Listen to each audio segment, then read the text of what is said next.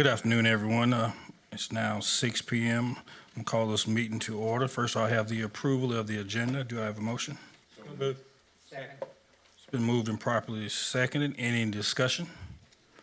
No discussion. All those in favor? Aye. Any opposed? The agenda is approved, 7-0. Now down to our invocation, Councilmember Pauly. Let us pray. Lord, we pray for everyone here tonight and that they may return home safe. Lord, please bless all of us and open our minds and hearts so that we can help each other. Dear Lord, I ask that you continue to watch over Pastor Thomas Martin and his family and everyone else that may be going through difficult times. Amen. Amen. Thank you, Councilmember Pauly. Now down to the approval of minutes dated November 11th, 2019. Do I have a motion? It's been moved and properly seconded. Any discussion? If no discussion, all those in favor? Aye. Any opposed? Ayes have it. There is no public presentations. Now down to our first public comment session. Ms. Davis, anyone sign to speak? We have two speakers tonight. First, Mr. Jeff Schaefer speaking on ordinance, fourth reading.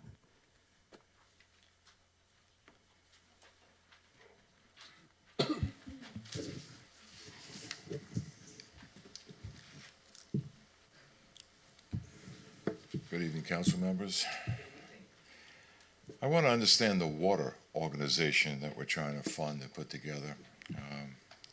And I want to know why would anyone, specifically Mr. Trapp, voted not to approve that.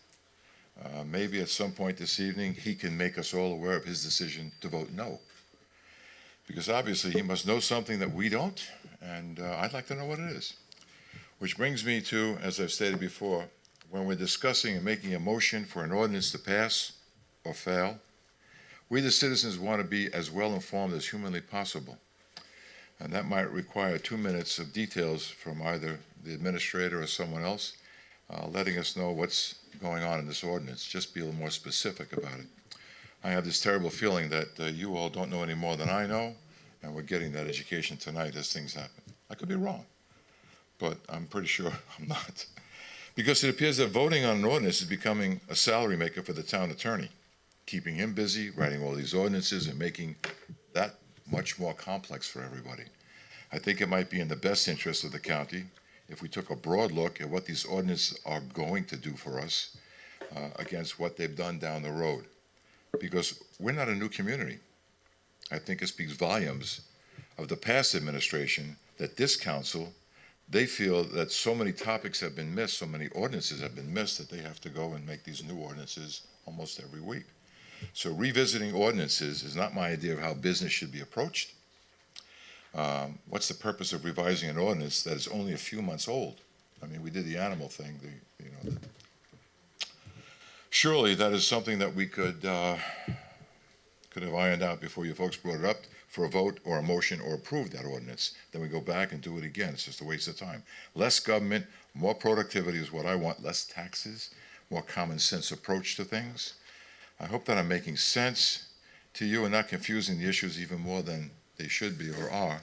And if I made them more confusing, blame somebody else. I'm just up here to complain.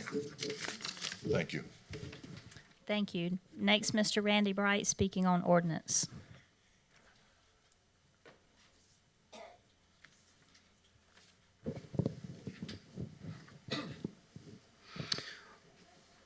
Randy Bright, District 1, Ridgeway, Fairfield County. I'd just like to compliment you guys because I've been to a lot of meetings in the last 6 years now, and the agendas for positive things moving forward continue to grow.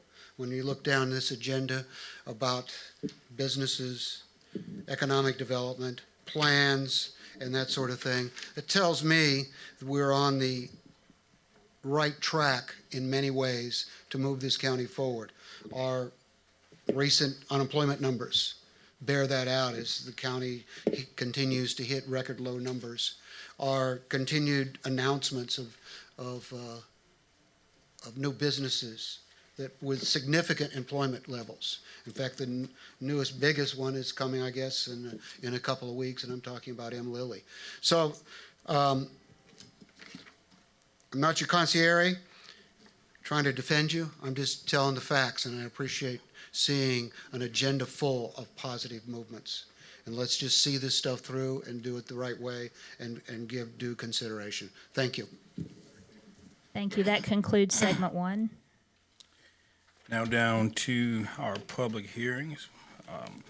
We have item A, an ordinance to amend the Fairfield County Land Management Ordinance number 599 to provide for the zoning reclassification from I-1 Industrial District to B2 General Business District of 21.4 acres, owned by Gerald and Kathleen Shannon, the applicant, tax map number 184-00-00-053-000.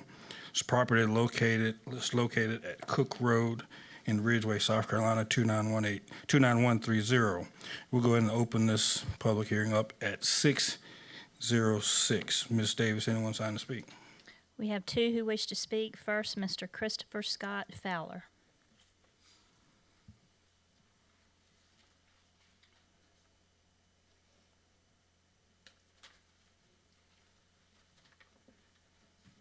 Okay, first, from what I understand on this matter, the first reading was on 11/19/2019.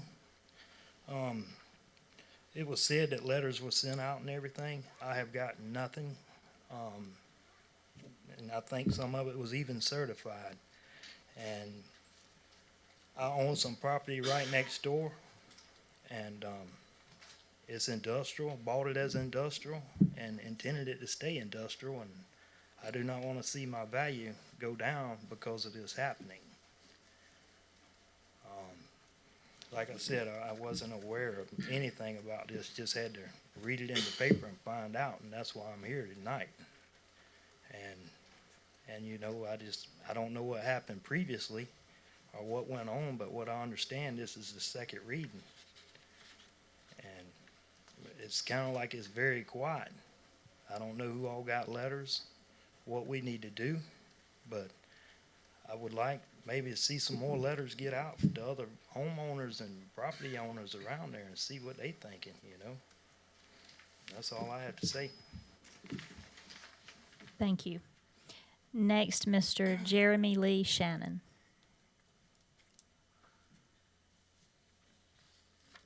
I'm the son of Gerald and Kathy Shannon. They've owned the property at Cook Road for 22 years. They bought it as residential. The county changed it years ago. I come to the point in time where I wanted to build a house, and I want to build a house by my parents. The property that Mr. Fowler's talking about, my parents sold him and my sister the property, and when they sold it to him, it was still residential. It was before they changed it to industrial. I think I should be able to build a house by my parents. That's the only reason we're changing it. I don't think it'll affect anything around us. That's all I got. Thank you. No one else signed to speak. All right. Mr. Clausen, is it possible for you to come up and just give us an explanation, please?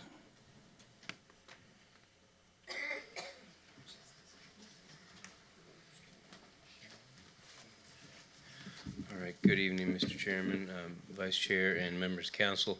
If you want me to go through the whole thing, I can at this point, or if you'd just like me to answer some of the questions that were raised, if you want me to go through the whole staff report prior to the reading. If you could just give, answer the questions that was raised, and if council has any questions, we'll go from there.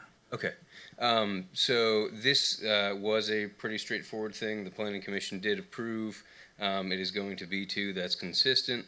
The question that was raised is that whether this was notified or not. We did send out letters for the Planning Commission. Those went out non-certified, so just regular mailing. And then we also sent out certified. So we do all adjoining property owners. I think the issue in this case is the owner of record was actually the Mrs. Fowler or whoever. So there was a P.O. box that it went to in Blythewood that is not Mr. Fowler's mailing address. So he was not notified because that's not the record in the tax roll. So we don't have any additional mailing addresses. I don't know if there's anything in state law that we have to do all due diligence. But anyway, so the property was posted. It was posted for the planning commission meeting. It was also posted for this public hearing tonight. And again, the mailings did go out, all adjoining property owners. Just happens in this case that mailing address was different than what was on the tax rolls. So. Vice Chair Goins. All right. How will this affect the other property owners around it, or will it? I'm not an appraiser, obviously. This is all in the future land use map. This could all be business/industrial, and so B2 is one of those categories or districts that it could be. There are other properties in that immediate area as well that are B2 right now. So I don't foresee it would negatively impact their property. It might actually, if you will, impact the Shannon's property. You know, theirs would be less because there's less possible uses for their property. But if, you know, they want to obviously go through this so they can have another house built on the property, that's their prerogative. So. Do you think it would be feasible to ask him how much land he needs to build a house? Does it not have to be R1, or with B2 you can plant on B2? The request is to go to B2. Right, I know. Consistent. Well, can he, what will he have to have his property zoned to be able to build a house on it? B2 from B2. industrial. Right now it's I1. From industrial, From industrial to B2. right. Mr. Paul. That was pretty much my same question. Maybe I missed something. But I was just wondering why come it wasn't like an R2 or R1 residential district instead of a business district. Again, that goes to that future land use map, and on there we had this whole area identified as industrial and business. And so and you go into the comprehensive plan for that, if you will, future land use, it lists out all the zoning districts that should be in that area, and R1, and those are not in there. B2 is the only district that would allow residential. So that's why they requested the B2. Okay. Any further questions, council? Okay. Thank you, Ms. Claus. No further, we'll go ahead and close this public hearing at 6:12 p.m. Now down to item B, an ordinance authorizing Fairfield County to purchase a portion of real property identified as Fairfield County Tax Map Number 132-02-00-002-000 containing 2.224 acres more or less, said property now or formerly of the Chapel at Lake Watery Presbyterian Church, USA, for public use or other uses deemed fit by Fairfield County Council and other related matters. We'll go ahead and open this public hearing up at 6:13. Ms. Davis, anyone sign to speak? No one signed to speak. We'll go ahead and close this public hearing at 6:14 p.m. Now down to item C, an ordinance to amend ordinance number 714 to establish the rules and regulations pertaining to animal control in Fairfield County and revise Chapter 4, Animals of the Code of Ordinances, Fairfield County, South Carolina. We'll go ahead and open up this public hearing at 6:14. Ms. Davis, anyone sign to speak? We have 3 speakers. First, Mr. Randy Sisk.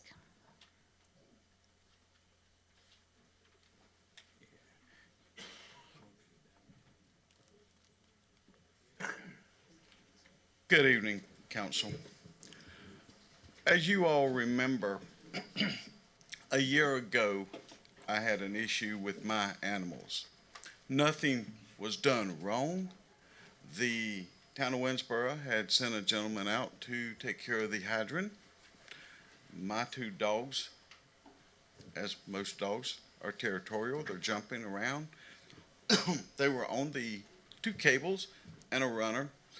Even to today, with what I have read, the runner I had would meet your recommendations today.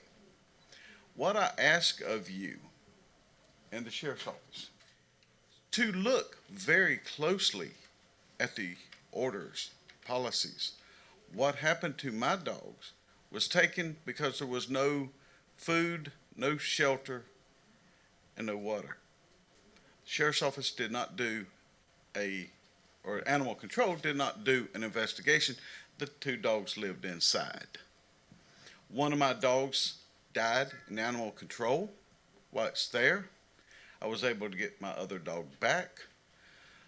The Voice published a rather steaming article on me in which the sheriff and I and another deputy are unable to find where that report come from.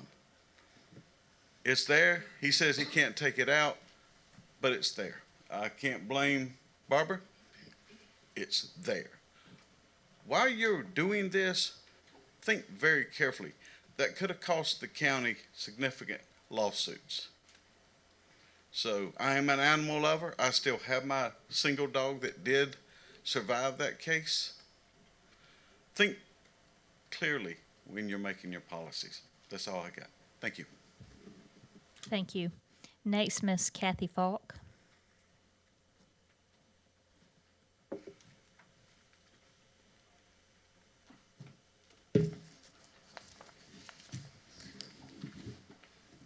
Thanks, Paula. Council, my name is Kathy Falk. I'm a resident of Fairfield County, District 4, and I'm a member of the Hoof and Paw Benevolent Society. I've handed some, I apologize, somewhat graphic pictures for the council's review. I know that some of you have seen these pictures already and might want to just pass them on, but I feel that they tell a very important, grim story about what's going on in our county. They're important to see. Hoof and Paw has been supportive of a stronger animal ordinance for at least the last 6 years. This year, on August the 28th, myself and Paula Spinelli, also a resident of Fairfield County and a Hoof and Paw member, began keeping track of some of the medical cases and stray cases that were coming in, and even owner surrender cases that were severely neglected and or abused. We've made this book of these photographs because we feel it's very important that we keep track of some of these cases. The thing that was unique about August 28th was that, you know, we learned that these cases were not coming in once a month or once a week, but there were 3 cases on August the 28th that came in, 3, and you're looking at the pictures.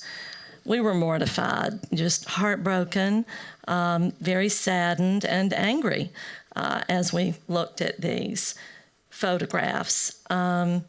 So we are ready for some change, and we really realized, even more so at that time, that something had to change and that enough was really enough. So this new ordinance is needed on so many levels: the neglect, the abuse, the overbreeding, the hoarding, obviously needs to come to an end. There are many, many issues. We want to thank Mr. Ennis for his hard work every single day to make this a better county for people and for animals to live in and to help facilitate change. We also want to thank Council for your courage and your commitment to continue to move these ordinances forward. We are very proud of you, and we thank you so much on behalf of Hoof and Paw and on behalf of the residents of Fairfield County. Thank you so much. Thank you. Thank you. Next, Mr. Randy Bright.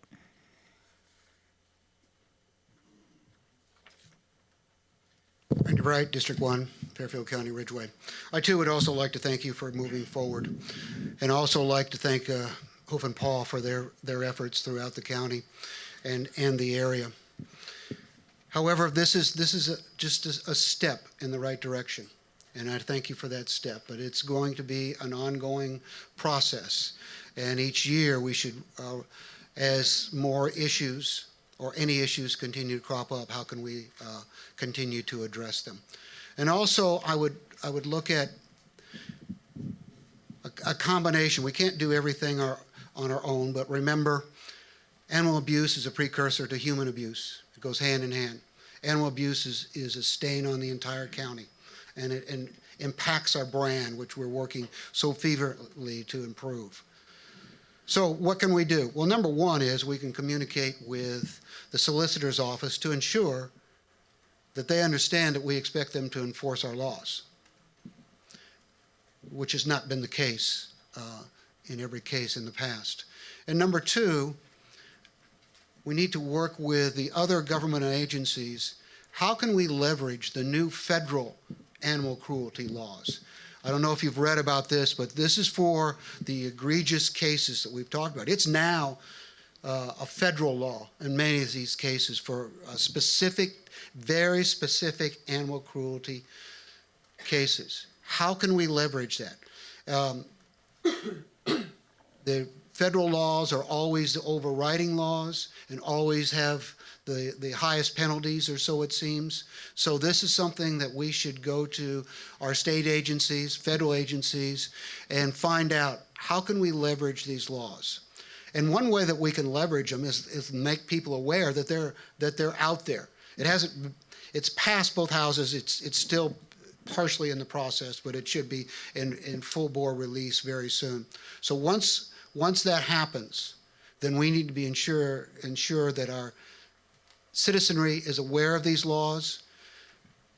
We need to be sure that these laws are enforced, and we need to be sure that the education is out there so that everyone knows the penalties and the problems that they're going to be causing for themselves if they violate these federal laws. And that's communication, whether it's digital, print, or whatever, through these meetings, that we leverage these federal laws so to ensure that we're using every means at our disposal to stop this stain on our brand and stop this cruelty on both humans and animals alike.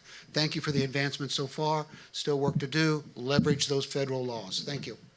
Thank you. Thank you. No one else signed to speak. If council would permit, I'd like to get Mr. Ennis up here just to give a brief outlook, if that's okay, for the public's need. Yeah, I think Mr. Ennis would agree too that Hoof and Paws helped out the county a lot, and they do every month. Good evening. Yeah, go ahead, I'm sorry. I mean, I've been working now for Fairfield County for 3 years, and we had a very out-of-date ordinance when I first started working for Fairfield.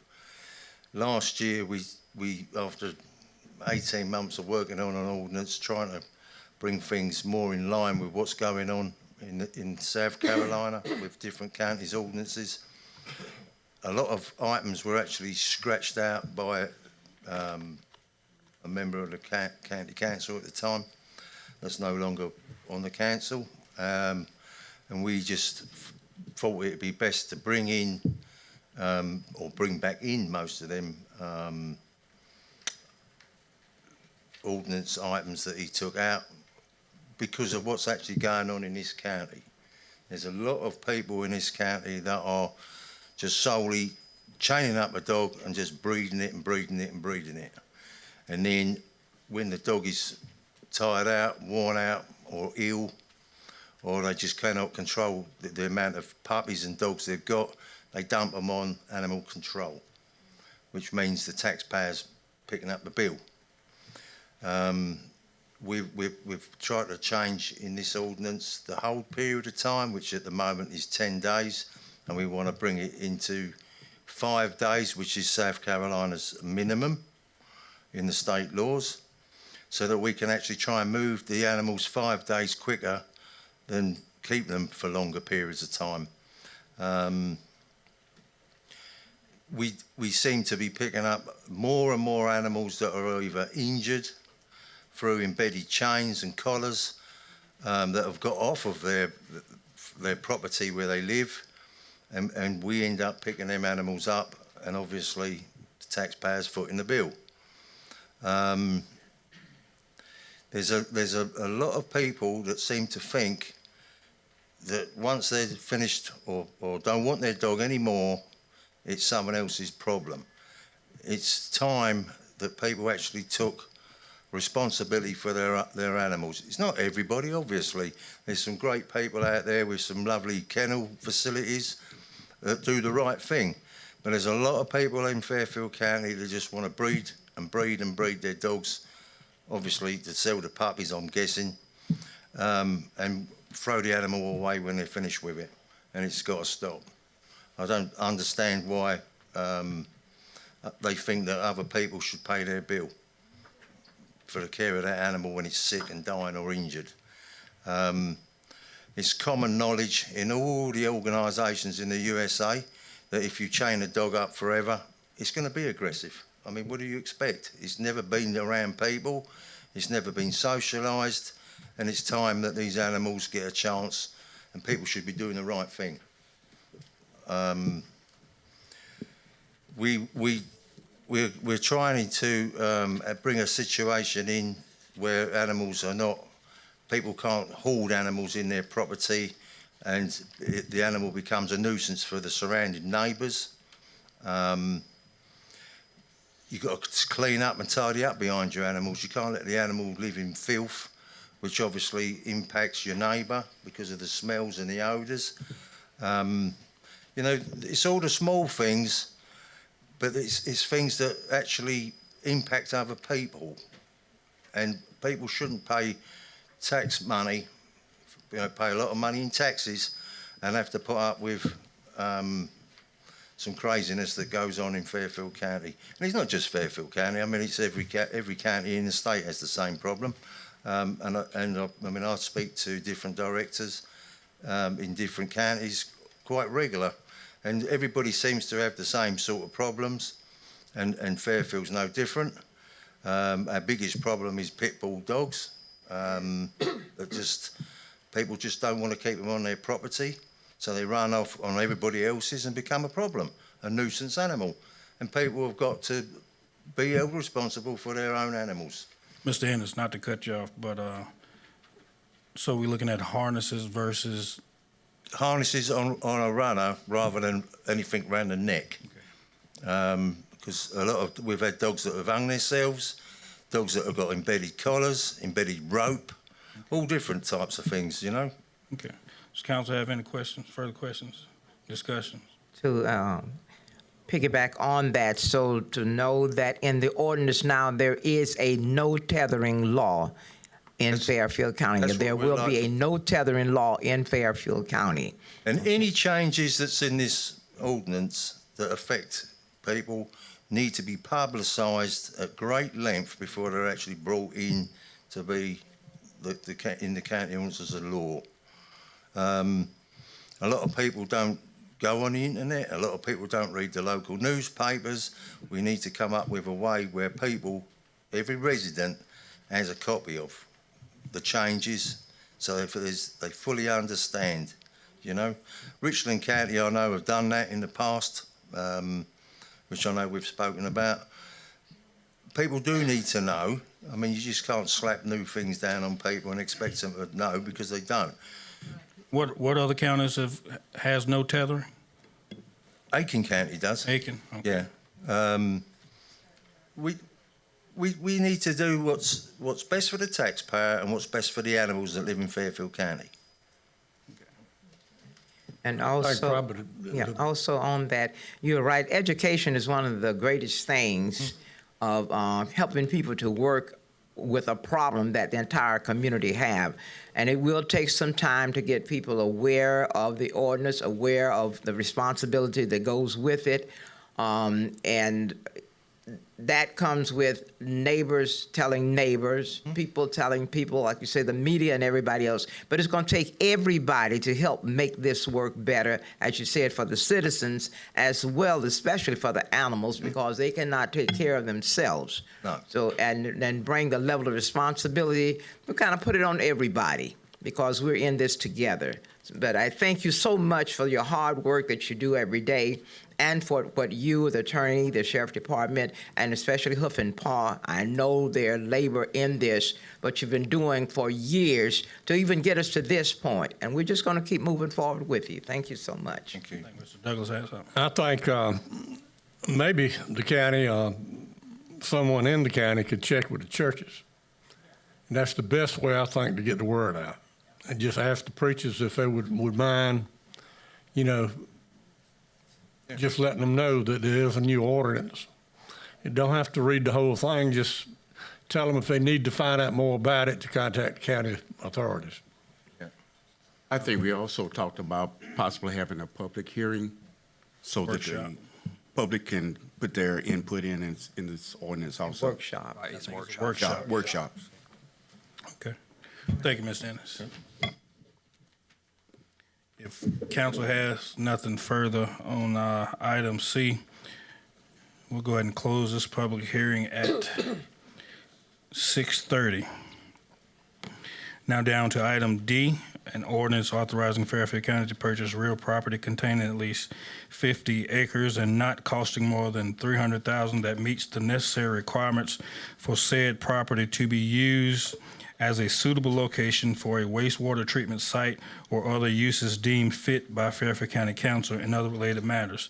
We'll go ahead and open this public hearing up at 6:31. Ms. Davis, anyone signed to speak? No one signed to speak. Okay. No one signed to speak. Does council have anything? The wastewater treatment facility. Yes, ma'am. Yes, thank you. It says that the acreage costing not more than 300,000. Okay, is that a definite now? Yes, ma'am. That's Okay, definite. thank you so much. If nothing further, we'll go ahead and close this public hearing at 6:31. Now down to ordinances, resolutions, and orders. Item A, second reading ordinance number 733, an ordinance authorizing the execution and delivery of an agreement by and between Fairfield County, South Carolina, and Victory Boats LLC to provide certain incentives, authorizing the acquisition of certain real property in the county and other related matters. Do I have a motion? So move. It's been moved and properly second. As you all know, I stated earlier, if we do need to discuss this any further due to certain matters, we're going to have to go into executive session with this. So, if no discussion, Ms. Taylor, you want to just give us something real brief, please? Again, we're always actively trying to recruit industry to Fairfield County. In order to recruit industry, you often have to put together incentive agreements, and this is an incentive agreement to, again, lure an industry to an existing building that is located here. We are offering certain incentives. The state, we're hoping, will also offer certain incentives, and we are putting it in a multi-county park. Thank you, sir. Nothing further. All those in favor? Any opposed? Ayes have it. Now down to item B, second reading of ordinance number 734, an ordinance to amend the Fairfield County Land Management Ordinance number 599 to provide for the zoning reclassification from I-1 Industrial District to B2 General Business District of 21.4 acres owned by Gerald and Kathleen Shannon, the applicant, tax map number 184-00-00-053-000. This property is located at Cook Road in Ridgeway, South Carolina, 29130. Do I have a motion? Second. It's been moved and properly second. All those in favor? I'm sorry, let me back up. Any discussion? That's his second reading, so. Is there any discussion? I think we've heard Mr. Clausen, so we'll go ahead and take a vote on it. All those in favor? Any opposed? So ayes have it. Now down to second reading ordinance number 735, an ordinance authorizing Fairfield County to purchase a portion of real property identified as Fairfield County tax map number 134-02-00-002-000 containing 2.224 acres more or less said property now or formerly of the chapel at Lake Wateree Presbyterian Church, USA, for public use or other uses deemed fit by Fairfield County Council and other related matters. Is this the one where we had no, okay. All those in favor? Oh, do I have a motion? I'm sorry. So move. It's been moved and proper second. Any discussion? Yes, sir. Yeah, Mr. Bell. One of the things, as I was looking at this, we had two readings on, I guess, the Presbyterian Church giving us the land, then we had a public hearing. And now we have the property that, and now they want to sell it. I think the price is. Turn your mic on for me. Okay, I need to repeat all that. No. Go ahead. Okay, but anyway, and I think the cost is around $15,000 to do so. So, I guess I can't understand why now we was getting the land free. Now we got to pay for it. Well, Mr. Bev, if we've been working on this for 3 years, but I'm gonna go ahead and turn it over to the administrator so he can give you a rundown on it. This is something, and Jason, Mr. Pope, if you want to join us up here also to discuss the benefit of this. This is something we have been working on for some time, I think going on 3 years, if I'm not mistaken. We've looked at a number of pieces of property and had several false starts. One we looked at even before getting in discussions with Lake Wateree Presbyterian about the free piece. We had one that was earlier that was going to be free, and then as we moved along with it, we found it had deed restrictions that we could not use it. Then we looked at several other pieces of property. And the problem here is you've got to find a strategic piece that is within a certain area that benefits the most residents. And I think Mr. Pope can talk about that a little more. But in working with Lake Wateree Presbyterian, we did think we could get a piece that was at no cost, and they were willing to give us that piece of property. But as we moved along, we couldn't get clear title to it. Someone else had a claim on the property also, and our attorney advised us really it was not worth pursuing that piece of property because it would be tangled for some time in the courts and have a lot of cost associated with the, quote, free piece of property. So we backed up and we discussed with the Lake Wateree Presbyterian another piece that they had on the other side of the church that actually adjoins a piece of property that the county already owns for a trash collection site. And that looked like an extremely good piece. It met the requirements that Mr. Pope was looking for to serve an appropriate number of people. And again, it looks like at this point that's probably our best option. And again, at a reasonable price. We budgeted $20,000 to purchase this piece of property, and they're offering it to us for $15,000. And Mr. Pope, if you want to go ahead and discuss the benefits of that location. Yes, so the benefits of that location is there are right now 300 address points or homes within that area that are outside the 5 miles of a fire station, and so that means their fire insurance is very expensive, and they're just paying higher rates. And so this location is going to bring all 300 of those homes within the 5 mile radius from 5 road miles from a fire station. So as soon as this property and this piece of property that Mr. Taylor was mentioning is much better suited than the first piece, and so it's in the same area. We've done the GIS data, and so as soon as this station comes online and gets an ISO rating, the insurance premiums will be soon to come way down for all those people. And that's almost 300 people. So that's a big deal. Any further discussion, questions, council?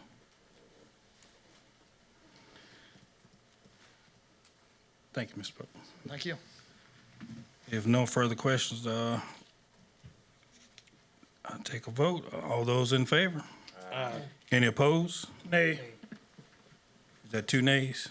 Yes. It's 5-2. 5 in favor, 2 nay. All right. I think on item D, we do have one council member that has to recuse himself. Okay. Now down on item D, second reading of ordinance number 736, an ordinance authorizing Fairfield County to accept the conveyance of 1 acre more or less located at 1134 Kincaid Bridge Road in Winsboro, Fairfield County, South Carolina, with tax map number 125-04, 1-009-000 to be used for the public good or other uses deemed fit by Fairfield County Council and other related matters. Do I have a motion? So moved. It's been moved and properly seconded. Any discussion? Yes, sir. Mr. Bell? The question I have is this one. It's probably really simple. That is, I think Dominion Energy offered over there in the Jenkinsville area 8.12 acres for donation. Okay, we decided that we wasn't going to do that. But here we can take this land and do some work with it. I was in the committee meeting, and we thought that it could take about $50,000 to do the work to this building. Okay, so why is it okay to be able to take this property and don't receive other properties that's in the rural communities? And that's the question I have. It's not that don't want to do this, but what we should be doing is the same for everybody. I think that piece of property, they've been working on that for the last 15 years, though, hasn't it? If I'm not mistaken, in Dawkins. 30 years? Okay. Vice Chair Goins. Okay, just have a question. Has that property been donated to us? It has not been donated. It would have been a lease agreement that we would enter into. That's what we were in. We were in a lease agreement.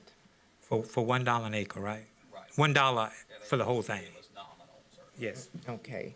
Now, developing that property or whatever, the request that I understand is being made for that was to do a recreational area Yes, ma'am. right across the road from where the lake and the recreational area and boat landings and walking trails and everything is, to duplicate. That is a request to duplicate what we already have. That's the request. Some of the citizens were, to duplicate rather than upgrading what we already have and use that property for something more valuable or more needful in the community. And my suggestion then, and my suggestion is still, when the time is right, when the time comes right now, in District 4, water and sewer are vital. Bottom line, vital.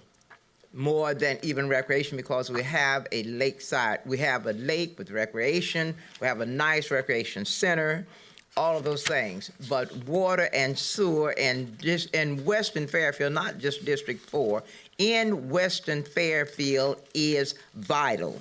Fire hydrants in Western Fairfield, vital. So when we get what is needful first, then we work on what is wantful. Thank you. So, Ms. Goins, are you saying then that we really don't need this property that we voted on tonight because it's not by the water and sewer? No, that is not what I'm saying. I was speaking to that property that you mentioned over in Western Fairfield, not this particular property, no. Okay, and one of the things on the information that we receive, it says that we're going to take all steps necessary and proper to develop the real property as a fire station. On Kincaid Bridge? Yeah, am I looking at the wrong property? This will not be a fire Okay. station. Yeah, I think you're looking at something different. Okay, it's just stay put to this. Where you see that at, Mr. Bell?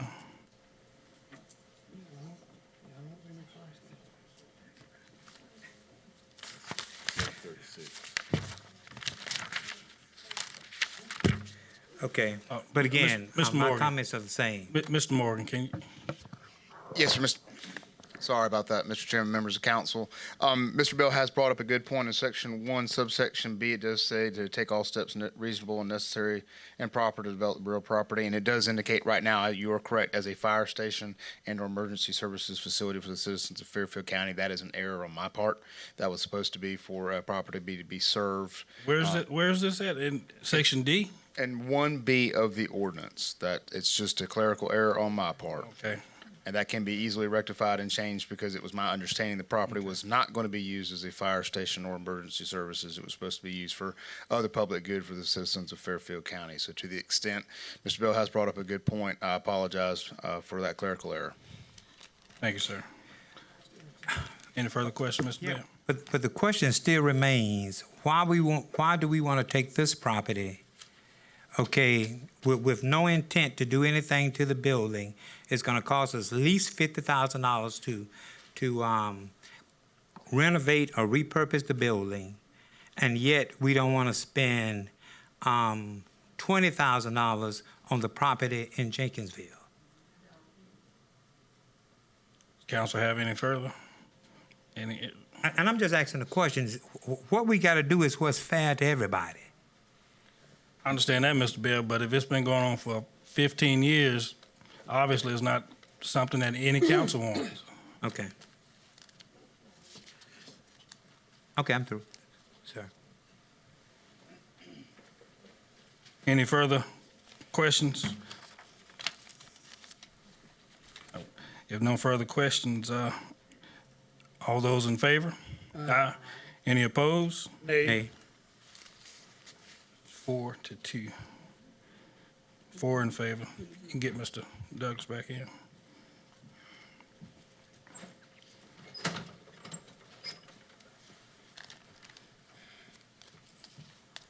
A lot cooler right now.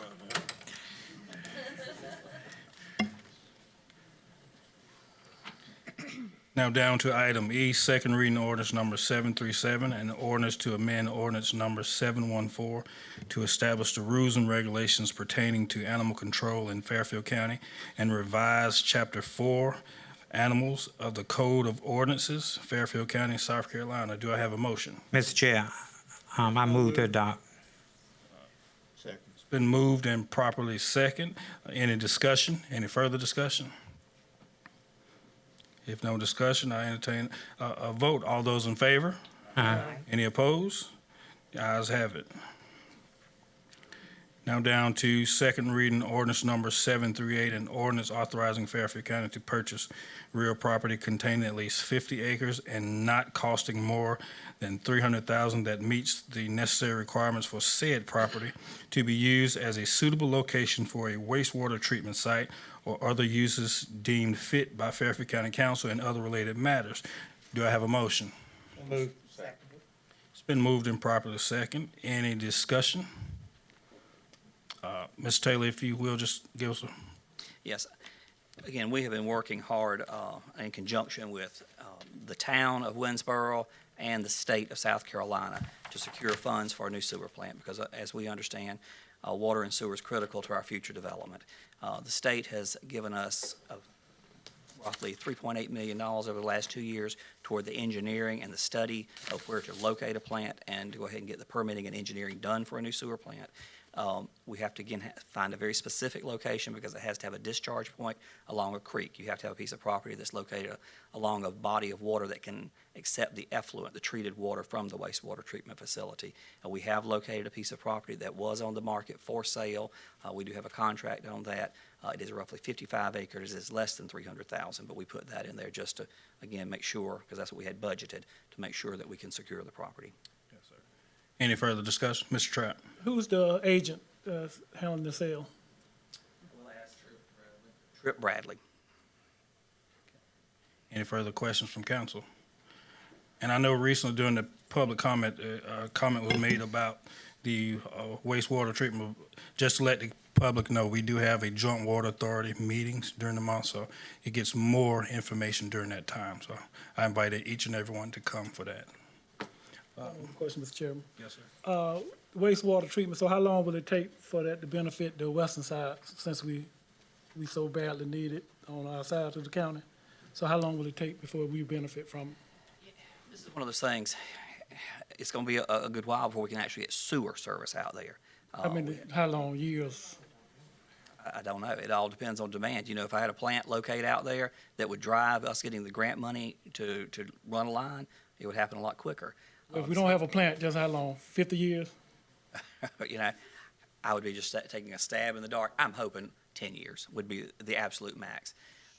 It's going to be a while because these lines, it'll take us 3 years probably to get this plant built. If I was given the money tomorrow to build one, it would take me 3 years to get one built. That's just the process between the permitting and the engineering and all of that that has to be done. So what we're trying really to do in getting this property is to shave some time off so we can have the permitting done, the property purchased, and if a company locates here tomorrow and the state says it's going to pay for this plant, which is going to be $35 to $40 million, and we're having to depend on the state because, again, we don't have the wherewithal now to do that. We're trying to shave it down from 3 years to about 18 months. And so that's about as good as we can get. And just to reiterate, we have discussed the possibility of how can the western side benefit as far as the east side, as far as the whole entire county, we have discussed that.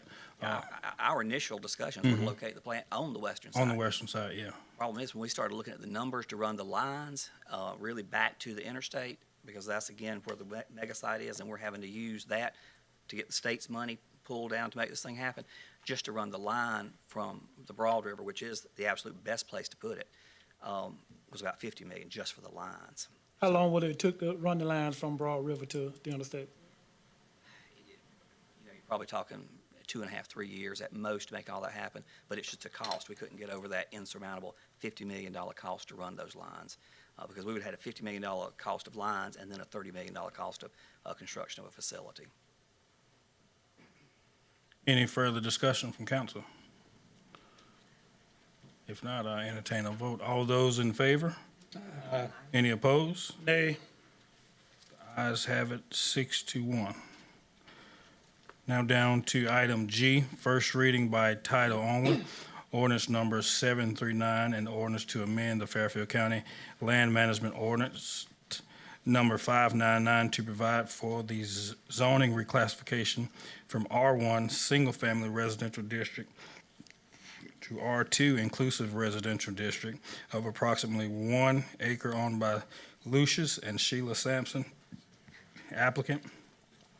Tax map number 145-02-12-033-000. This property is located at 322 Hillcrest Road, located in Winsboro, South Carolina. Do I have a motion?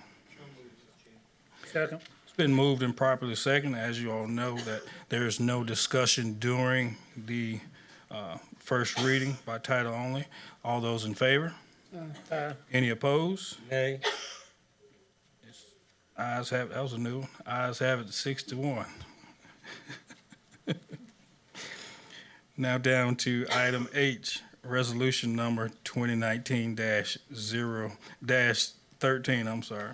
A resolution adopting the title, what's that, 6? You gotta help me with my Roman numerals. 6 of the Civil Rights Act of 1964, plan for the Fairfield County Transit System. Second. It's been moved and properly second. I guess if we could, Ms. Johnson, give us a brief discussion, please. Got to do something tonight. I see that. This particular resolution is required by a transit grant, and it's something that we have to do annually to pass this resolution for Civil Rights Act. Okay. Any further questions? Because she tried to make that one short, didn't she? Because I know you're going to call me again later. Any further discussion? All right. If no further discussion, all those in favor? Any opposed? Nay. That's approved 6-1. Resolution number 2019-13. Now down to board and commission minutes. Council should have received this information. Now down to board and commission appointments. We have one item, Zoning Board of Appeals, Mr. Joe Wilkes, District 2. Do I have a motion? So moved. It's been moved and properly seconded. Any discussion? If there's no discussion, all those in favor? Aye. Any opposed? The ayes have it. There's no old or new business. Now down to our county administrator's report. Mr. Taylor. Thank you, Mr. Chairman. The first thing, we got some good news tonight to announce. I think council already is aware of it, though. We did get the CDBG grant, the Community Development Block Grant, for the blight removal in the Zion Hill Fortune Springs Park area. We received $487,568. We had to match that with a $48,900 match, so this is a total project of $536,468. Mr. Clausen, can you address the timeline on this and how many properties we are initially looking to remove blighted properties?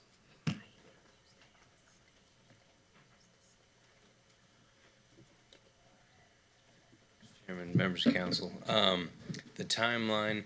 So right now we were obviously awarded really earlier this month, just the start of this month. So at this point, we're sort of finalizing that paperwork to get the acceptance. A lot of the due diligence, though, has begun. So the environmental review process has to be done on every single home we're looking to demolish. We're hoping to get about 40. There's actually, because of all the public outreach and everything, which is fantastic, a number of those homes have already been demolished. So I think about 3 of them that we had already identified have already been taken down, which is fantastic. But there's still some more we can identify. So I just got one question because my phone is ringing off the hook. Who handles the bidding process? Who handles the bidding process? Thank you, Mr. Chair, because that was the same question I had, and I've asked everybody. Okay. This is actually a grant that's going to be administered by the Central Midlands COG. So Mr. Gregory Sprouse and his team. So we're going to be working in conjunction. We have to follow federal guidelines, though. So any contractor that is going to bid has to be vetted, essentially. And they have to have the asbestos abatement and lead-based paint abatement. I've received a number of calls as well.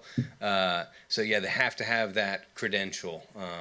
So that's just something to bear in mind. When that's going to happen, I would hope by April. So we got to do all the due diligence, clear all the homes, make sure that we can get the people actually willing to allow us to demolish them. So that's going to be the heavy lift on the front end, and then from there we can bid it out. Question, Mr. Chair. Mr. Trapp. The homes that's being demolished, if someone is already financially able to demolish them, the grant still gonna demolish them? Yes, we're not. This is not.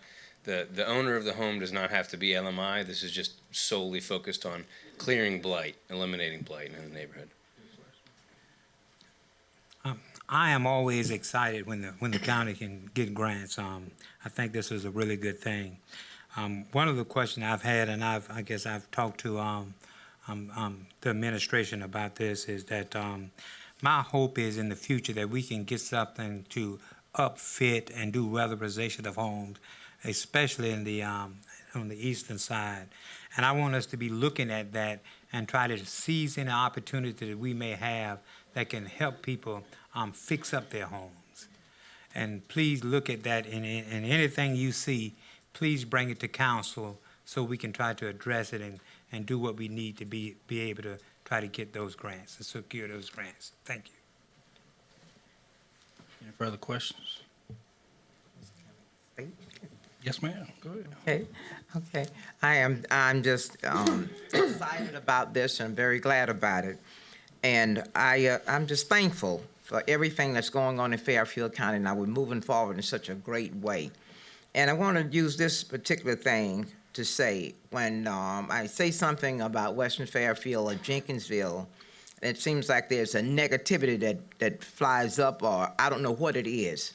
But there's no way I would use, say, well, you're doing this in Zion Hill. Why aren't you doing it on the western side? No way, because I understand the concept of movement in a county or in a town or in a community, and it has to start somewhere. So I'm grateful that it's starting there, that it's opening up, and I know if we continue doing the right thing, if we be open-minded on the western side, we always talk about the western side. The problem I've seen for years on the western side is not that we could not get grants or help, but you have to have a person that's willing to work with other people to get things done. They have to humble themselves down and put other people and citizens first in order to get things done. But if you're always resistant, you're always rebellious, then that's what you run up against, a brick wall. So I'm humbling, I'm waiting, I'm patient. It takes time to do things. I'm thankful, I'm glad for Zion Hill, looking forward, because I know the western side is going to be blessed when the right people in the right place and the people in that area do the right thing. Thank you. Thank you. Point, Ms. Goins, I agree with you. Agree with you 100%. Mr. Clausen, I'm in favor of the grant and I'm in favor of getting rid of blight. I just hope that this don't open up a door for homeowners or people who own a bunch of property to let their property go and think that the county is going to do this on a regular basis. So I hope we are enforcing homeowners and making sure they're taking care of their properties. Because I see a pattern, if it continues to happen that way, thinking that grants is going to continue to fix the problem. But we need to make sure that homeowners are doing their part as well to keep their properties up. Point taken. Any further statements, comments? All right. Thank you. Good job, though. Okay, next up, we have Ms. Jennifer Stevens here to give council an update on 4-H. One more quick question, Mr. Clausen. I think we're looking at a January date for the next meeting, maybe? Yes. Yes, sir. Okay. Good evening. Good evening. Thank you so much for allowing me to come before you this evening with a 4-H update. My name is Jennifer Stevens. I'm your 4-H Youth Development Agent for Fairfield County. Here's a brief update of 4-H activities over the past year. 4-H continues to serve children and youth ages 5 through 18 throughout the county. We partner with Fairfield County Schools, after-school programs, daycare centers, homeschool association, and other agencies. Really, we want to be wherever the children are.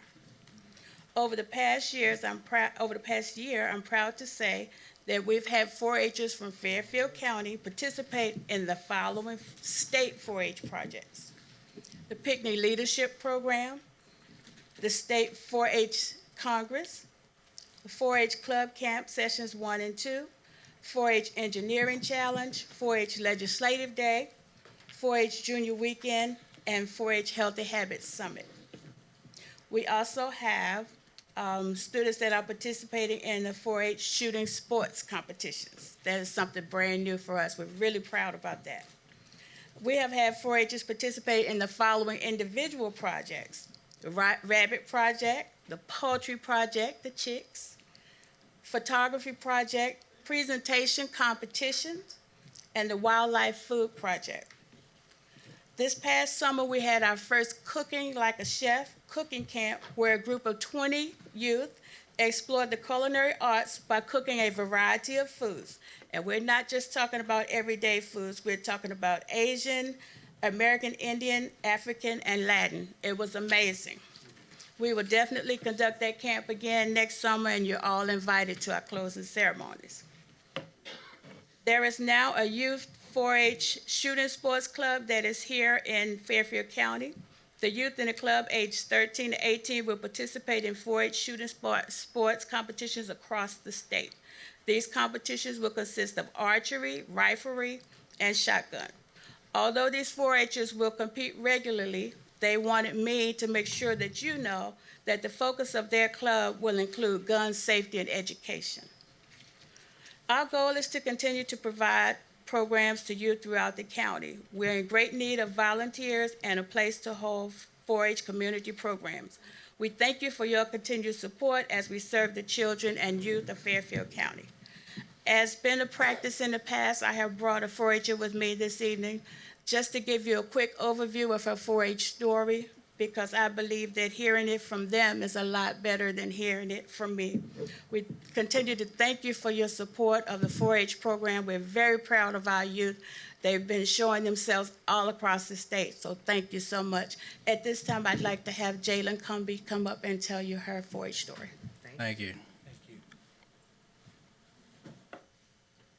Good evening. My name is Jalen Cumbie, and I am 15 years old, and I am also a proud member of the 4-H organization. Since joining 4-H at the age of 10, I realized 4-H is not only about making healthy snacks and fun-filled crafts, it is also about teaching young people lifestyle skills. Through 4-H, I was allowed to earn my babysitting license, and now I have my own babysitting business named Creative Kids Babysitting Services. I also had the opportunity to go to two very exciting and adventurous camps, Camp Long and Healthy Lifestyles Cooking Camp. These camps allowed me to learn to not doubt my capability of doing something that I have never done before, and never say you can't or you don't like something until you try it out. Another exciting activity that I was able to do is archery. I really enjoy archery. It made me want to do it as a hobby. It taught me hard work, eye-hand coordination, how to focus, and how to accomplish goals while building my confidence.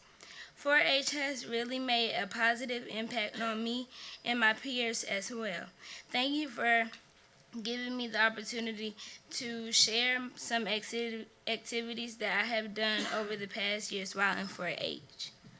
Thank you, Ms. Jalen. You don't have to leave so quick. I understand you said you went to a cooking camp. Is that right? So that means she can cook more. I just recently found out they took home economics out of school now, so I guess kids does have to go to camps to learn how to cook and basic essentials for the house now. So, but thank you for participating, and Ms. Stevens, thank you for all you do. Thank you.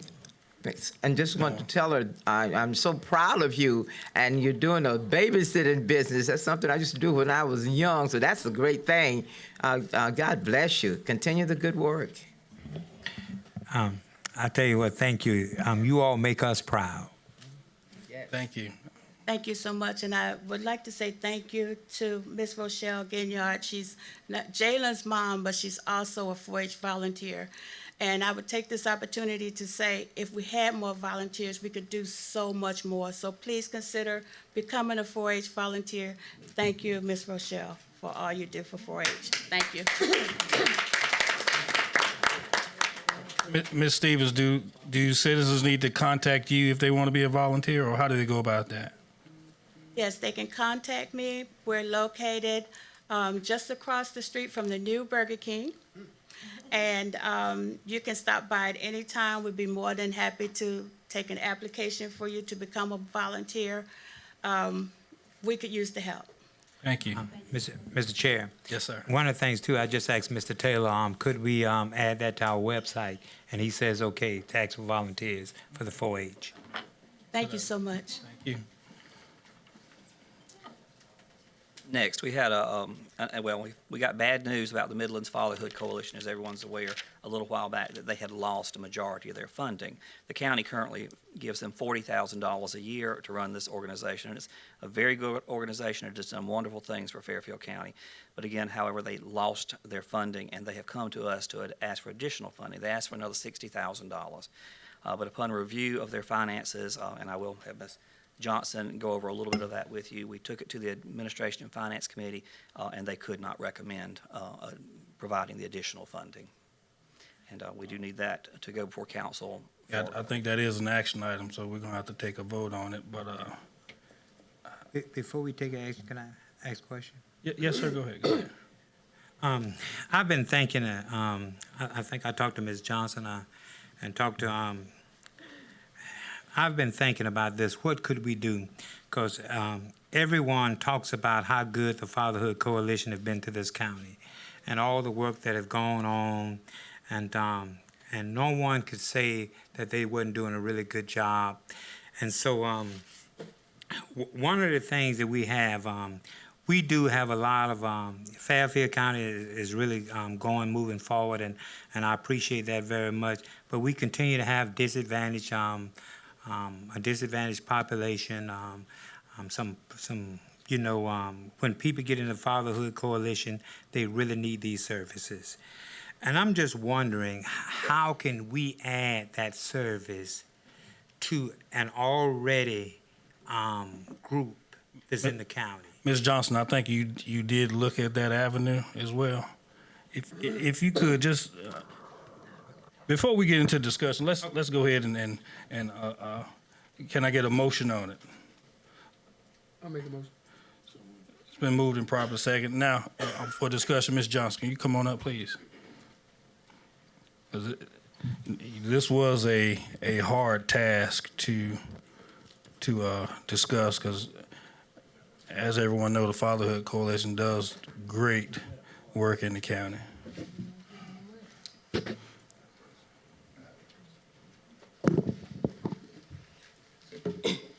Need my glasses on. Okay, starting out, the council finance committee did meet 3 times about this, and what happened from the administration of the Midlands Fatherhood Coalition, DSS was cutting their funding. And per my conversation with them today, the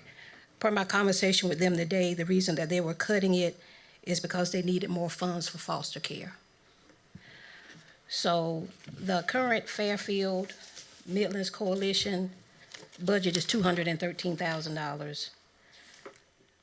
Our part is probably about 15% because we were giving them $40,000. The Administration for Children's Fund, which was federal dollars they were receiving on top of DSS funds, on top of a state appropriation grant. And when DSS cut their funding, ACF cut their funding. So really, the county's decision would have to be whether the county is going to 100% fund Fatherhood Coalition. How much would 100% be? Right now, it's $213,000, and we're giving them $40,000 right now. But if we did that, we would have to do other organizations that may have funding problems also. Right now, the county does not 100% fund any entity, outside entity. We supplement, we don't supplant. So this would be a first if the county decided to do that.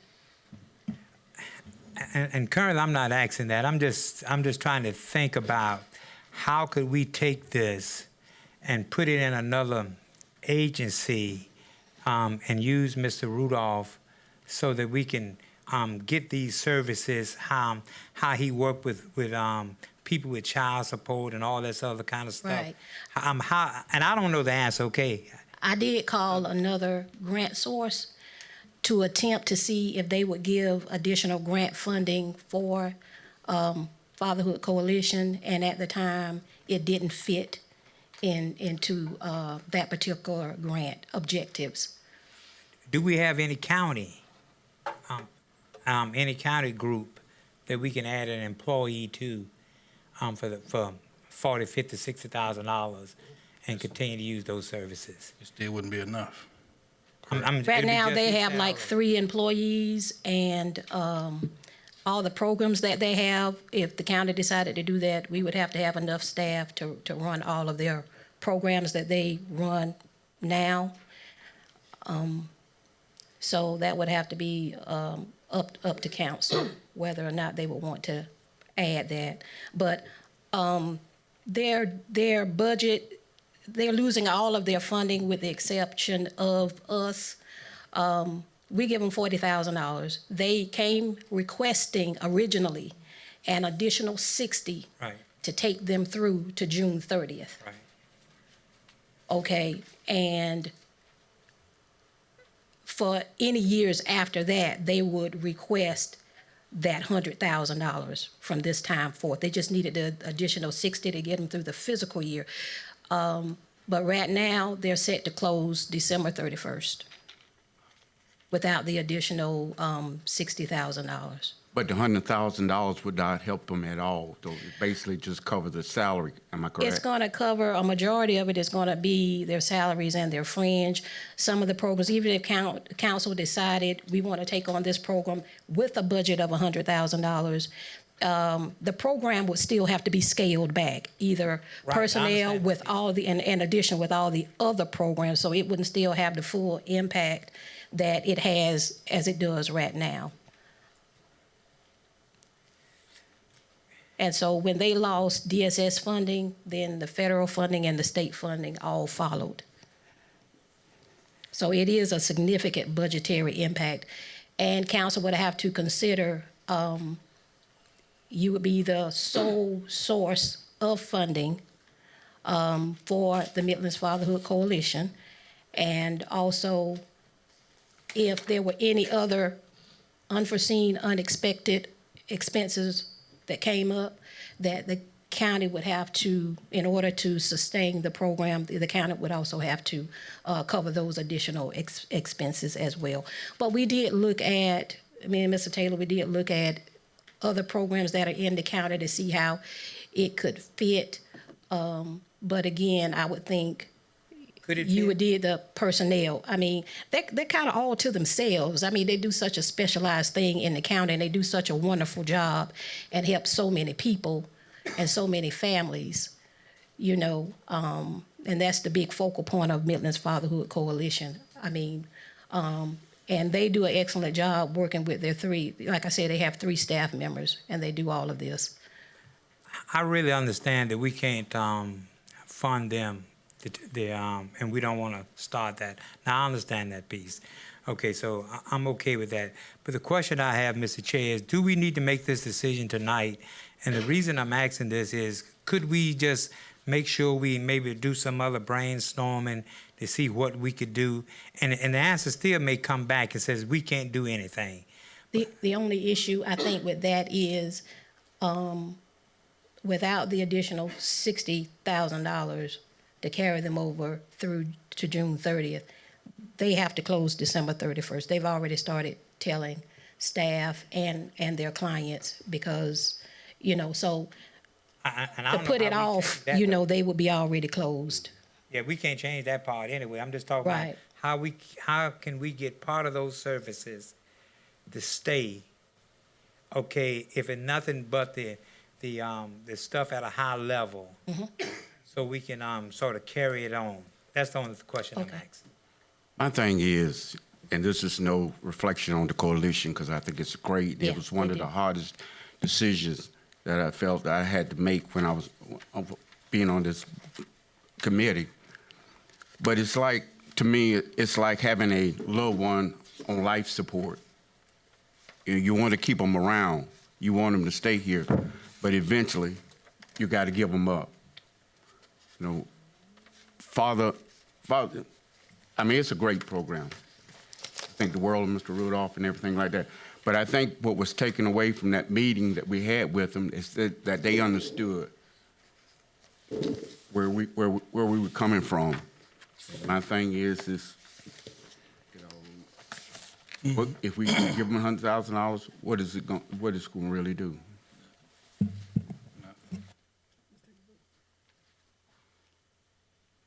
Any further discussion? Ms. Johnson? Unless you have any additional questions. All right, if not, guess we'll take a vote. Can I say something? Go ahead, Mr. Chair, before we vote, can I make sure we understand the vote?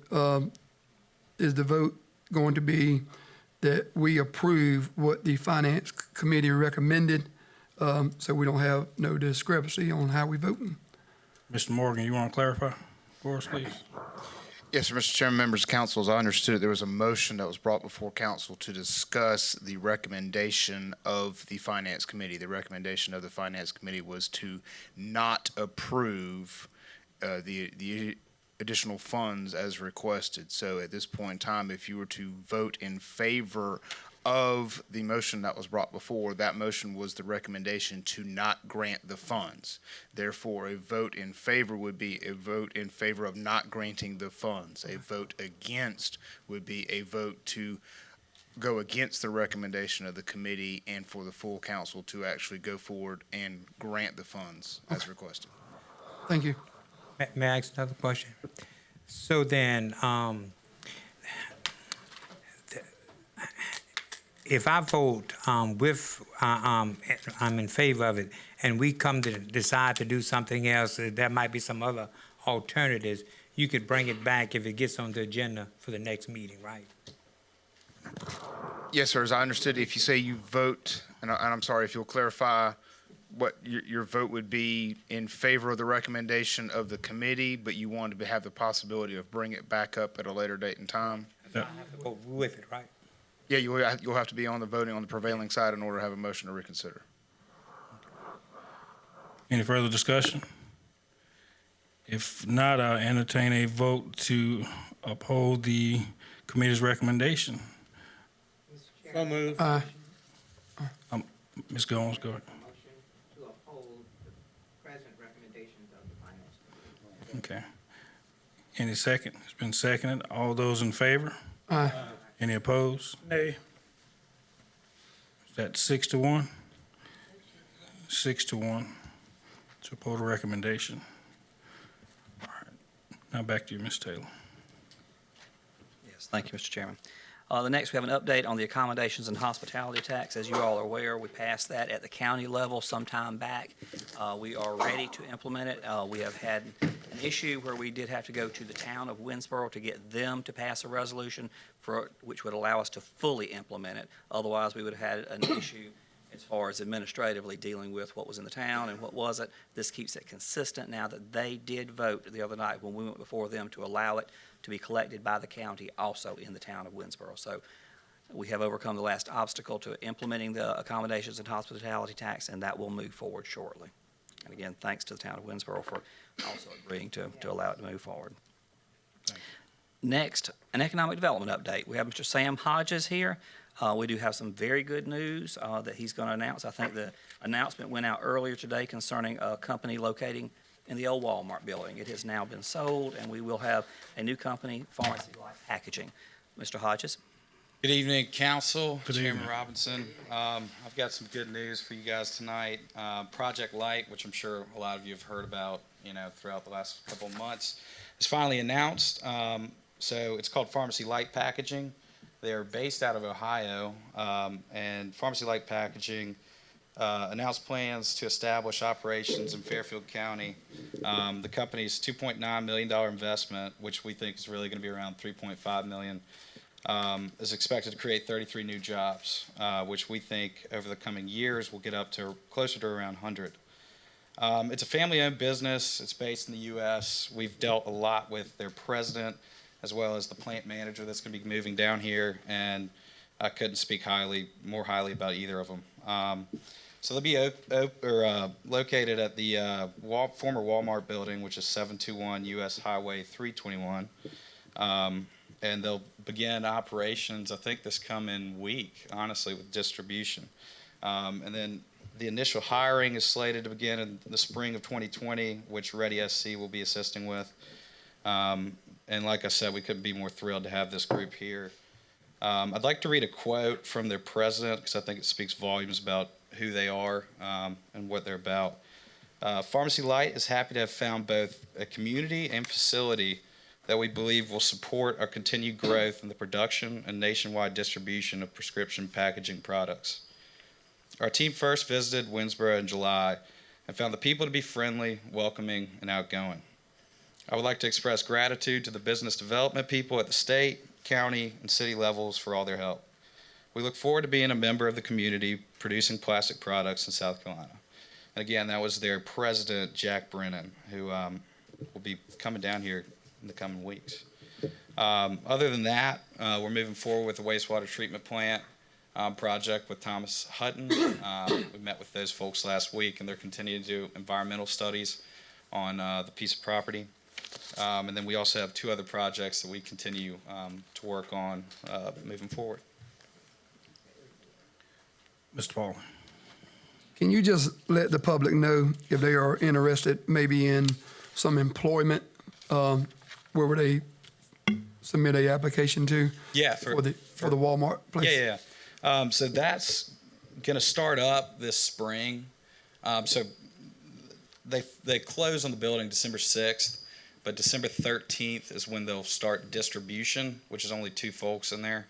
And then they're going to be doing some work inside the building as well, getting it upfit for the coming manufacturing, which will start, they haven't set an exact date, but this spring. But Ready SC will be assisting with all of that, with their hiring. Are they going to use the whole building, or are they going to let someone else come in with them and No, they plan on using the whole facility. Storage. Thank you, and Ty, for all you do, Sam. Yeah. Thank y'all. Next, we have Miss Denise Bryan from our airport. We have, as council is aware, a little while back, we ran into an issue where our fuel farm, our gas pumps and our tanks were not what they should be. In fact, we found they weren't even licensed by DHEC. We have taken measures to remediate all of that, make sure that they are properly licensed, and we have a new fuel farm in place. And I must say, for a fuel farm, it's very attractive, well done. It's something to be proud of. It's Ms. Bryan. beautiful. It is beautiful. I think I'm gonna buy a plane just to go fuel up. If you go to any airport for fuel, it would be ours. Good evening, council. I'd just like to let everybody know that our 2-year project has finally come to an end. So you can see the pictures. Picture on the left is our old fuel farm. And that wasn't even the worst part. The worst part was that the tanks were not registered ever. So obviously we didn't meet DHEC regulated permitted tanks. We could have had big problems with that. But now our tanks are up and gone, and the property is clean. We have been cleared by DHEC, and this is our new fuel farm. How do I take that? And that is the first plane that got fueled by our fuel farm 2 weeks ago. We have, I don't know if you can see it, but there is a card reader display, which is the only thing that I wanted to add to the old tanks. But we also have a huge display right, I don't know if you can see it. Hold on a second here. Right here is the card reader. And right here above it is one of the few large displays. You can actually go to the other side of your airplane and fuel, and you can still see how much fuel, the dollar amount, and everything that is going into your airplane. You don't have to worry about how much fuel you're putting in or you can't afford it. But we have, this is the 100 low lead tank. This is the Jet A tank. Both of them are 12,000 gallons, so we can now purchase a whole truckload of fuel if you want to. You can buy it at a cheaper rate that way, and we can sell it at a cheaper rate. Now our project is to try to let everybody know that we have fuel again. Does anybody have any questions? Excellent. Thank you. Thank Question. you. Please come out and see it. It's something to see. I think that's what we were talking about, scheduling a date to come out and see it. It's nice. It is impressive. Anybody have any questions? Thank you. Okay, thank you. Next, we have is it Ms. Jonathan Laurie and Gerald Paul, RDE Labs or Lads Welding School, to give a presentation.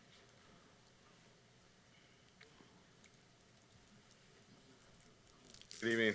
Good evening. Thanks for inviting us to speak with you guys. It's actually Arc Labs Welding School.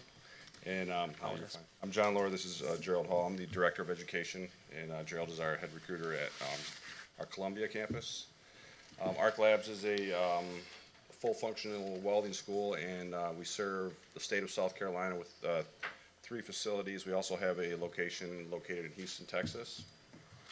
I'm going to let Jarrell kind of take over to kind of explain what we have to offer, and because he's the recruiter, so he's really good at this stuff. So.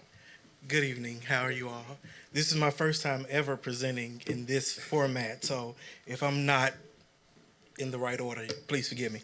But yes, we have a school in Columbia, and we were invited by someone on the panel. Vice Chair Goins. Okay, we were invited by Ms. Goins to come and tell you all about the school. We get a lot of students from this area that do come in and enroll at Arc Labs, but we wasn't for sure if you all were aware of our presence. There's not a lot of schools that are teaching welding in the area, and we teach a state-of-the-art program. It's a 900-hour program where a student can come in and learn from ground zero everything they need to know to be a successful welder. And as many of you probably do know, welding is the #1 trade. It's a very good field to work in. It's a very great trade to have. And as far as schooling is concerned, you know, a traditional 2-year, 4-year university may not be the option for a lot of students. And I know a lot of students from this area is not, because Fairfield, is it Fairfield Central High School? Because I'm not originally from South Carolina. I believe it's Fairfield Central High School on 321. I've been there one time, and they have a state-of-the-art program there for welders, and I've enrolled several of the students that from there that were well prepared for this industry. So we just wanted to come by and kind of make you all aware that we're there in Columbia. We're right off the zoo exit off of 26. It's the Greystone Boulevard exit. And we're right down past Fortis College on the left-hand side. So we just wanted to make you all aware so that you can put it in whatever advertisements you have or whatever, however you do what it is you do to make announcements that we're there. Our next classes begin January 6th. And we're now currently enrolling for our next classes. So did anyone have any questions? Am I covering? Would you happen to have any, like, brochures or anything with you? Absolutely. Okay. I brought some information with me. Okay. And want to ask also, can you kind of elaborate on where you started Ground Zero? Where does a student go from there as far as employment, kind of briefly that journey, and kind of cost, what cost effectiveness in this? What is the cost to the student? Great. That's a great question. Thank you. So when I'm saying Ground Zero, students learn everything, all skill sets: MIG welding, TIG welding, flux core, and stick welding. They learn all 4 skills. They learn how to weld on plates, and they learn how to weld on pipe. We want them to learn pipe welding before they leave because, you know, pipe welders tend to make the most money in this industry.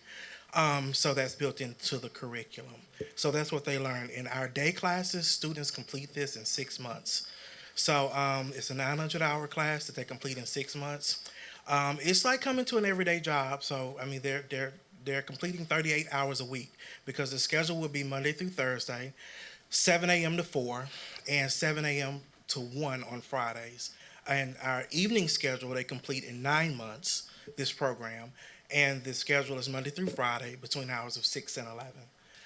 And it's 25 hours a week. So it's a part-time schedule, but it's doable depending on if the student is working in the day or night. As far as cost, the tuition cost right now is $15,800.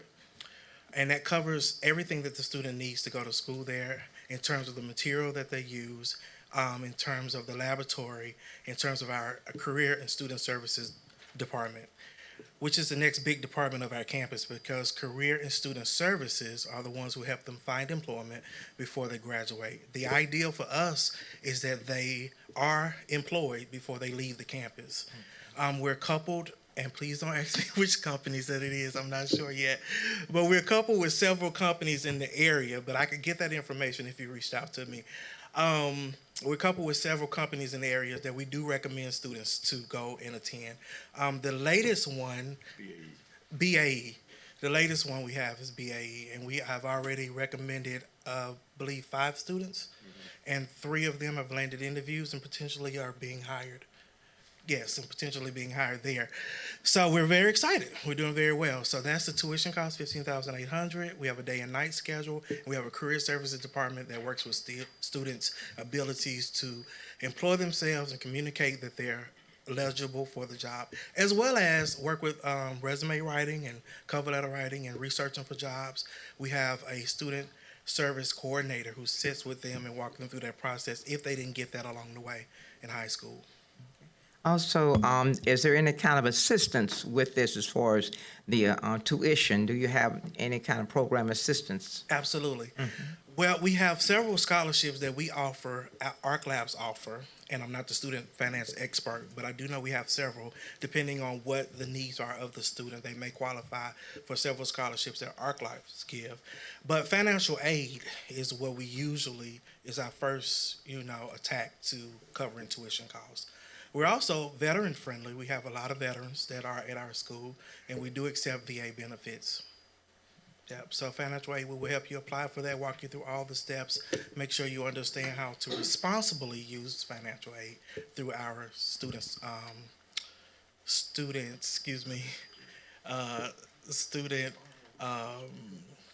financial aid coordinating department. That's what I'm trying to tell you. Thank you. Yeah, we try to help the student every aspect, like you said, from coming in, showing them how to weld, getting them, making professionals rather than just welders. BAE, just as an example, this is real deal living. I mean, they're starting, they're taking our students, they're actually coming after our students right now, taking a tour there this Friday. But $28 an hour, 3 weeks of vacation off the bat, 401k, 7% match. I mean, this is real deal stuff. Welding right now, it's the hottest it's ever been in the United States. Yes, I know. The iron's never been this hot, so it's a really great. I mean, if you're looking for something to help the community in that sense, to give somebody, you know, a real deal career, welding is definitely an avenue that you'd want them to pursue. Well, thank y'all for coming, and thanks for the presentation. Okay, and I do appreciate speaking with you. Thank you so much, and hope that we'll be working together. Thank you. Absolutely. Thank you. Thank y'all.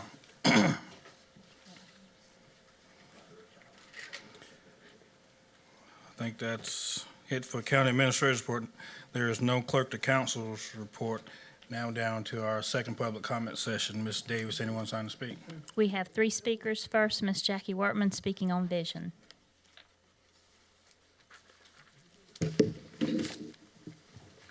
Blind by now.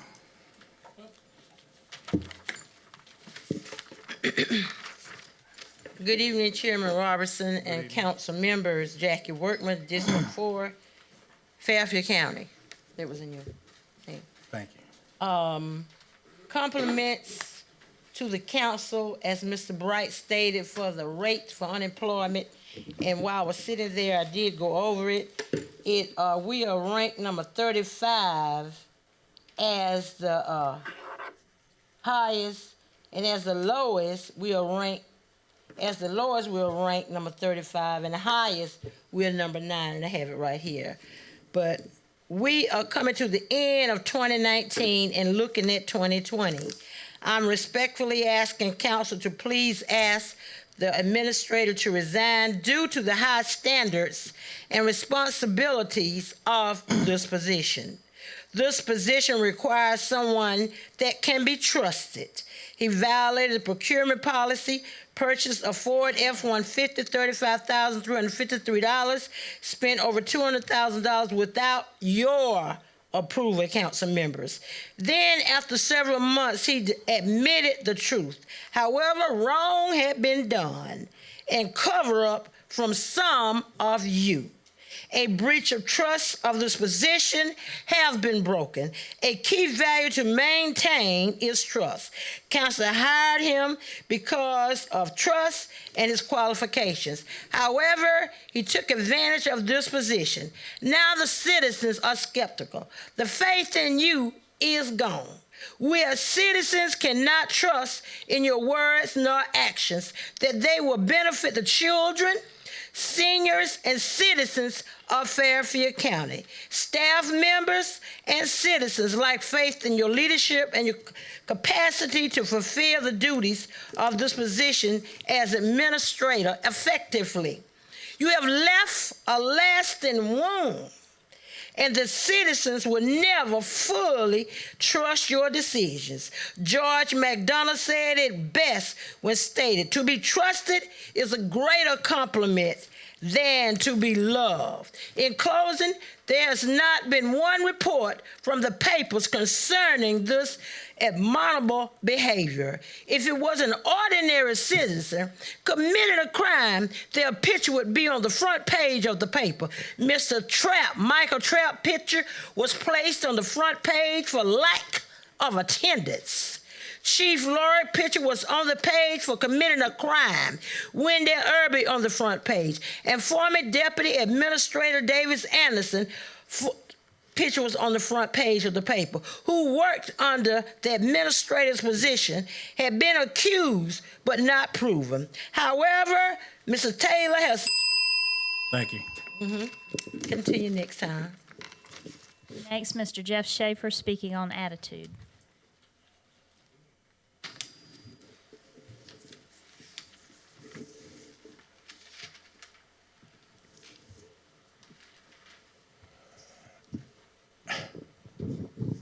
attitude.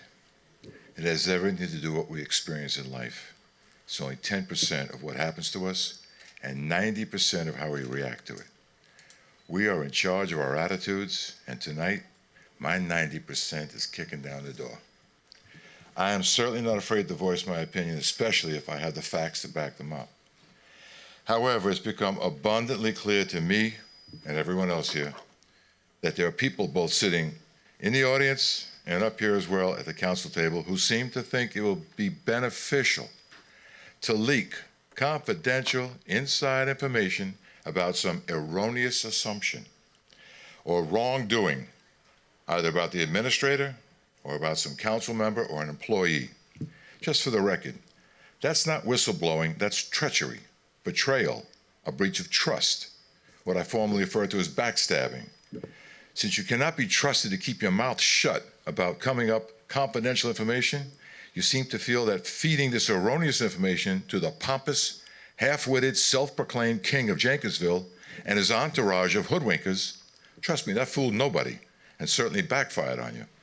Or coming up here to the podium announcing the same accusations and recriminations and stories about old news meeting after meeting, repeating the same old story and bad-mouthing your representative because they didn't get what they wanted or demanded, but never admitting that a previous sex-offending council member did absolutely nothing for the community in 18 years, except putting together a scrapbook about himself and making false 911 calls on citizens.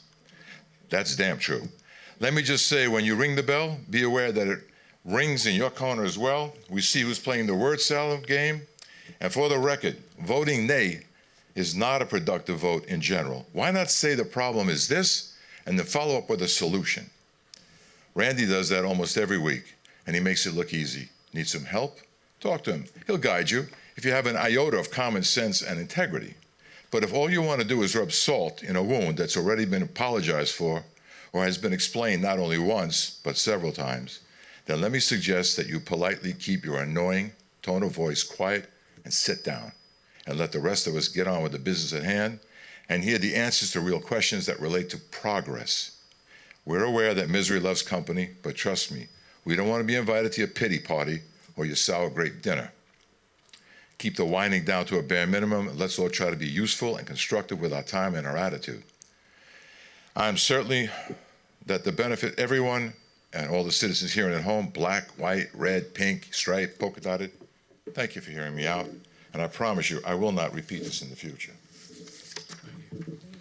Next, Mr. Randy Bright, speaking on procuring boundaries. Randy Bright, District 1, Fairfield, Ridgeway. We've got a lot ahead of us. In order to do it effectively and efficiently, we need a set of rules and regulations for procurement that can facilitate the forward movement. Right now, we have what is called a procurement manual. They aren't rules, they aren't regulations, they aren't must-dos, they can't hold anybody accountable. In fact, it says right in the first forward, this manual is provided as a guide. A guide. A guide is a suggestion. It's not a rule, it's not a policy, it's not a law, it's not a regulation. It is a guide that you can't hold anybody accountable for a guide. That's like saying, instead of in the bathrooms at a restaurant, you say, we suggest our employees wash their hands. Who wants to go to that? No, it says employees must wash their hands. There's no must in here. Now, there is 8 policies or 7 policies that are listed, 7 policies, but it doesn't list specifics of the key policies. One example is twice it says purchase, it says twice on page 2 and then again on 16, it says limit of $25,000, then it has to be approved by council. But it doesn't say per project. It doesn't say per purchase, individual purchase. It's too vague. So we need to get that cleaned up. It should say per project. Also, it says in the county job administrator job duties that the administrator is in charge of procurement in all departments. So they are the ones that are ultimately responsible for those departments. Other vagueness is, it says on page 13 that all purchases are under the procurement department except otherwise exempted by the county administrator. So in other words, we've got conflicting information. We've got no policies that are directed as far as procurement purchases, as far as dollar amount, how much, when. We've got no specifics as far as who's really in charge. We've got several places that says that the administrator's in charge, several places that the procurement is in charge, procurement department head. We've got a lot of vagrancy, a lot of variances, a lot of unspecific things that we need to clean up as we move forward. Right now, you can't hold anybody accountable for anything in that manual. If you want compliance, get specifics, get rules and regulations, not guidelines, not manuals. Manuals are instructions. Rules and regulations are laws. Let's make that happen. Thank you. That concludes segment 2. Thank you. Now down to our council time. Before I ask any council member, I just wanted to report that I think Mr. Taylor received his ethics report back. That was filed November the 12th. I'm sorry, a complaint stated November 7th, stated that no action will be taken because basically it's just a farce. I was accused of blackmail in it. I don't know how you blackmail someone if you don't give them $150,000 they requesting for a job. I don't know how you get blackmail for that. So, if anybody wants to see it, I'm sure Mr. Taylor will be happy to let you see it. On a brighter note, so we got a lot of good things going on. It's time to move on. Me and Mr. Taylor met with a few congressmen and senators on the 20th and 22nd. We met with Senator Graham's office and we discussed infrastructure and tariffs, how they affect us, because as you know, with Mecker Lane, we end up having to, I think, dish out $320,000 in order to keep the business here. So the tariffs are still affecting us to some extent. We met with Senator Scott's office, and we're still trying to figure out how can we take advantage of the opportunity zones. You know, I believe majority of the county, what, 80, 90% of the county? We're the largest opportunity zone percentage-wise. And I will add also, if anyone wants to come and meet tomorrow, I have Senator Scott's representative in the office at 10:30. That's correct. Yeah. Well, I think we are the largest, and we're not getting our end of the opportunity zone like we should. So that was a big discussion also. So we're trying to figure out how can we capitalize. You know, it makes no sense for a company going to Charleston or Greenville and the opportunity zone is 5%, and we have basically 100% of property here. We should figure out a way to capitalize on that. Also, we met with Congressman Norman on infrastructure and basically quality of life issues. Broadband, I think I met with a gentleman that Mr. Bright spoke with over the phone, and broadband is an issue over the country nowadays as well. Congressman Norman stated that I think they're getting together an infrastructure package of maybe $1.7 trillion, but he stated that in order for us to receive that money, we need to have plans in place. So basically, we need to be ready. And he is all for infrastructure. He's aware of what we've got going on here in Fairfield County. I think up there in D.C., the talk is South Carolina is doing great as a whole. I think we're at $700 million for new companies just alone this year, so we are doing well. I could be wrong on those numbers. Correct me if I'm wrong, Jason. I don't remember the exact number. We're doing good. We are. Yeah, South Carolina is doing great as a whole. So, Congressman Norman stated we definitely need to be ready for that $1.7 trillion packet that they're getting ready to ship out. So we are doing good things, and I think we on the right track. So. Any other councilman like to be recognized? You know, after the vote to do away with the second public session, I, along with Councilman Member Bell, said it should be restored, and Chairman Robinson did it for us. Because of some of the speakers using this time for their own glorification and saying almost the same remarks week after week, they used names in their discussions and abused what Councilman Bell and myself wanted. I thank Chairman Robinson and Administrator Taylor for trying to help us with what we needed. Yes, sir. One of the things, we heading into Christmas season, just want to make sure I wish everyone a Merry Christmas and a Happy New Year. Vice Chair Gomes. Thank you. Just wanted to speak briefly to District 4, and when I heard you say about the Opportunity Zone, which I know where Fairfield County stays in that. It's been for years this challenge, negative, I don't know what, but I'm not even concerned. I'm not going to play that game. The only thing I'm going to do is focus on what is needful for District 4, District 3, for the county. But for the western side, I want the western side of Fairfield to be included in whatever's going on with Fairfield County. I'm not talking about Jenkinsville. I'm not talking about Greenbrier. I'm not talking about Dawkins. I'm talking about the western side because I know that's the only way we are going to be involved in all the monies that's flowing down. The more we separate, the more we break up, the less we get.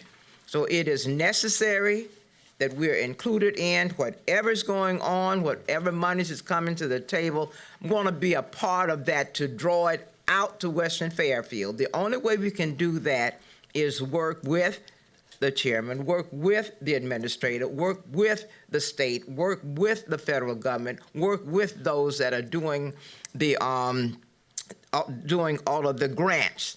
That's the only way. We've been in this, I don't even know how to describe it, this negativeness for so long. I'm not playing that game.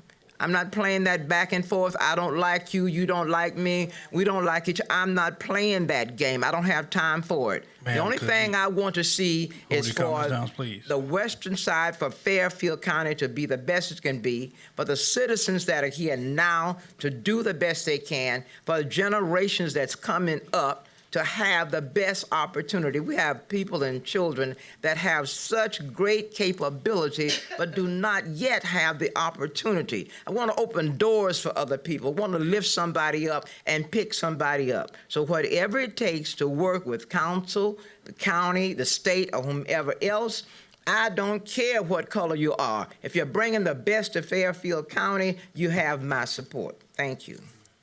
Thank you.